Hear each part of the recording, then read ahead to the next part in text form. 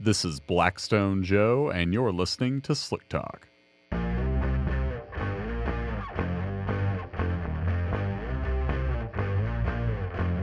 If I say I'm an oil man, you will agree.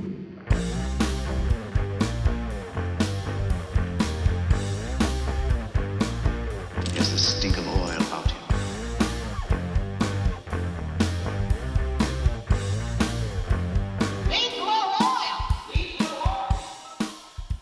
Hello and welcome into episode 159 of Slick Talk. I am your host, Blackstone Joe, and I'm glad you're here.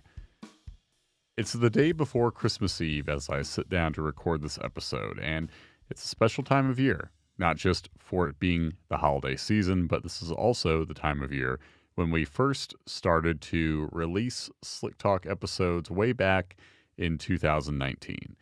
I remember being asked back then, and it comes up every now and again lately, how I know the show will keep going. Where will the ideas, the topics roll in from? And I've never doubted that I'll have more to talk about on this show because the samples keep coming our way. And with every sample, there is a curiosity, an interest that we are addressing. And sometimes in helping people answer questions, we need a little bit of context. So this episode is all about how context helps, not only the analyst looking at your sample, but in helping you make sense of the results and what to do about them.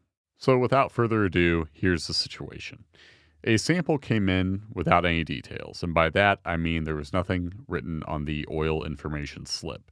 Now, as for the sample itself, we can still run it, put it through our spectrometer to see what elements are present, measure the viscosity, the flash point, check for water, see if there is an excess amount of insolubles or solids that are formed by the oil oxidizing when it's in use. We can do all of that without having the details. But when it comes to what I do, which is analyze the results and tell you what they can mean, well, that becomes a much more limited process in terms of the scope of analysis we can offer if there aren't any details either provided on the oil information slip that we include with the sample kit, or if you happen to write them on the bottle, we can see them from there, or at the very least, including a slip of your own, just a piece of scratch paper with some notes. Whatever the case may be, we always prefer there to be some context provided with the sample, because it helps us help you. But in this case, the sample arrived with nothing on the oil information slip, just the oil in the bottle. So as for what stood out in the sample, I mainly took note of the metals, because regardless of the type of system, there was a notable amount of metal that just stood out by taking the levels at face value.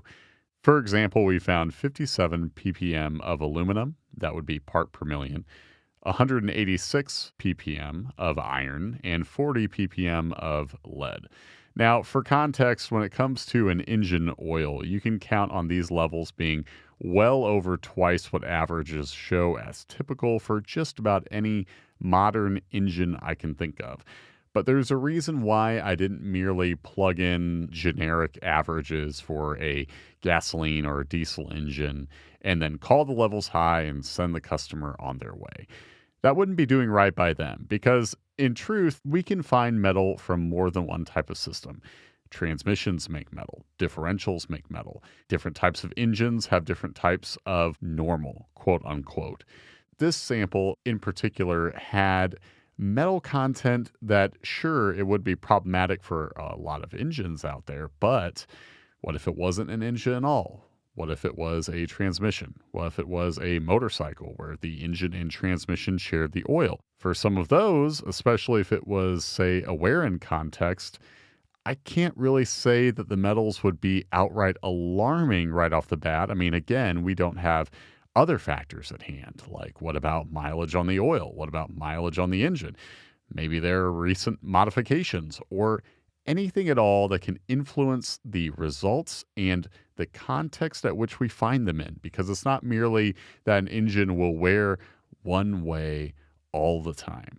It can change, whether that is due to a sudden problem or, like I mentioned, a wear-in context can result in high levels just being situational. Now, there are a couple of facts that stood out regardless of this context I have brought up earlier, and that being we didn't see signs of coolant.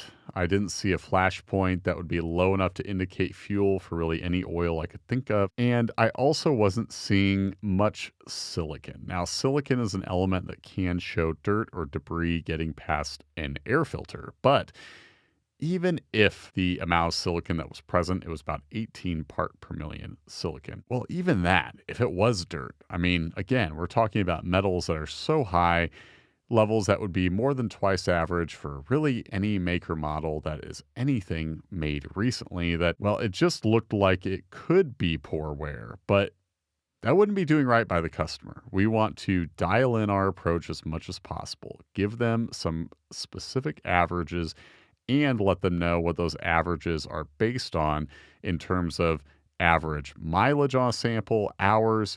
Just give them as much insight as possible because, like I said at the top of the show, people are sending in a sample because there's at least some curiosity, or in cases like this one, there ended up being suspicion of a problem. So fortunately, we did learn more, and I want to explain the process of the analyst not only looking at a blank slip and then evaluating the results the best we can, but how we go about gaining more insight in what we do once it's available.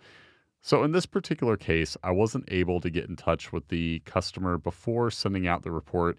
I did send an email. I didn't get a reply back, which understandable. Sometimes things get in the way and you don't have time to respond to every email in the inbox. So in this particular case, after sending the email, giving them some time, and then proceeding to write the report and send it out, I also took the extra step of noting in the report comment that we were interested in obtaining more background info regarding this sample and what's from, because we'd be happy to update this report as needed. We want to take another crack at the results because at the end of the day, we're here to help the customer take care of the system they're sampling. And that means being accommodating because we understand there's many ways for context to be missing when it comes to an oil sample and how it arrives to our door. For example, you could have a slip missing. You could have a slip be left blank by mistake. You could have left it in the garage when you were packaging up the sample to send it our way. Or the sample could have leaked in transit. Sometimes that happens where oil will leak from the bottle and spill onto the slip and take the details right along with it. Or maybe you gave the kit to a friend or a mechanic when they were doing the oil change and they weren't familiar with the procedure. There's many ways for some details to go missing. So we understand all of that. And we also make the process easy in terms of updating the report. So like I mentioned earlier, in this particular case, I wrote in the comment that I was interested in learning more about the background information regarding the sample. Let the customer know they could just call or email to help us fill in the blanks. And then we would go about updating the report as needed. Fortunately for me, the customer was able to email back with some very relevant information, starting with the vehicle make and model. It was a Ford F450 with a 6.4 liter Power Stroke. That helps me plug in specific averages for comparison. That way the customer has an updated report with averages for that engine type and not merely a generic column, or worse yet, no averages at all. So in this case, they now understand where we are coming from when we note the metals that are high or normal or low, whatever the case may be. You have that reference. We also know that with it being diesel engine oil, we can evaluate the physical properties, let them know what range the viscosity was in, whether or not the flash point was sufficiently high enough to rule out fuel, tell them the lack of antifreeze based on the levels of potassium or sodium, so on and so forth. But even better than knowing the system the oil came from, I now was also aware of some suspicions of trouble on the owner's end. They noted that the engine was making odd noise. They were worried about it being from bearing wear, and they wanted to know the overall condition of the engine because they needed to make a decision about what to do, whether or not it was worth the cost the likelihood of there being a problem, next steps, so on and so forth. Now, rather than having to speculate, I'm able to take another look at this sample. And unfortunately, I have some bad news in terms of the shape the engine is in, but the customer now knows where things stand. They are not merely in a situation where the engine is running a little differently than before or making some odd noise, and it may or may not be an expensive situation. Now, they have a thorough overview of that engine and how it's wearing. And unfortunately, there is quite a bit of metal levels that can speak to a bearing problem. I mentioned 40 part per million worth of lead, well outside the average range. So the noise they're hearing, they now have excess bearing wear to go along with it and to validate both what they're hearing and what they suspect. Because I can't tell you how often people will report hearing a noise, and this is what we all go through when we are taking care of an engine. We are so painfully aware of the noise, what we're used to hearing as normal, and then anytime something is different, it can send you spiraling. And sometimes your concern is justified, and sometimes you might be overreacting. That's when the data comes in handy and helps tell you exactly what's going on from a wear standpoint, because a noise may have an explanation, but that explanation is not always going to be wear related. So pinning that down with used oil analysis is incredibly helpful, so you know whether or not you are gaslighting yourself or if there is indeed a problem. And in this particular case, this power stroke was indeed wearing heavily enough that a problem is likely. We can also lend insight into what exactly is causing this engine to wear poorly. We can cross coolant and fuel off the list. It looked like oil filtration was sufficient too, since we didn't find a lot of solids in there. But there was enough silicon, like I mentioned, to possibly show dirt, just not likely reason for all the metal this engine was making. At the end of the day, it looks like a wear-related problem had developed. How long it had been going on, hard to say, given this is only our first look.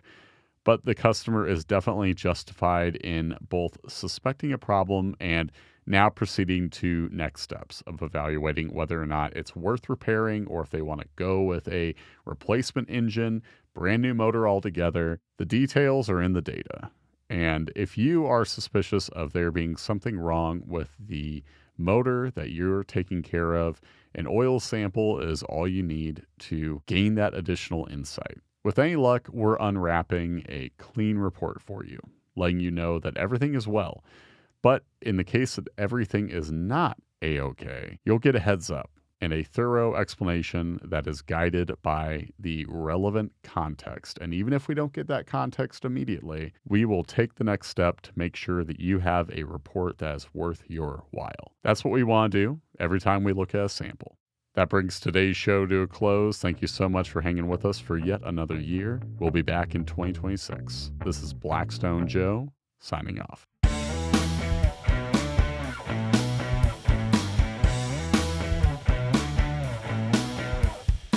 The Slick Talk podcast is powered by Blackstone Laboratories. If you're ready to start your oil analysis journey, visit blackstone-labs.com to order your free test kit.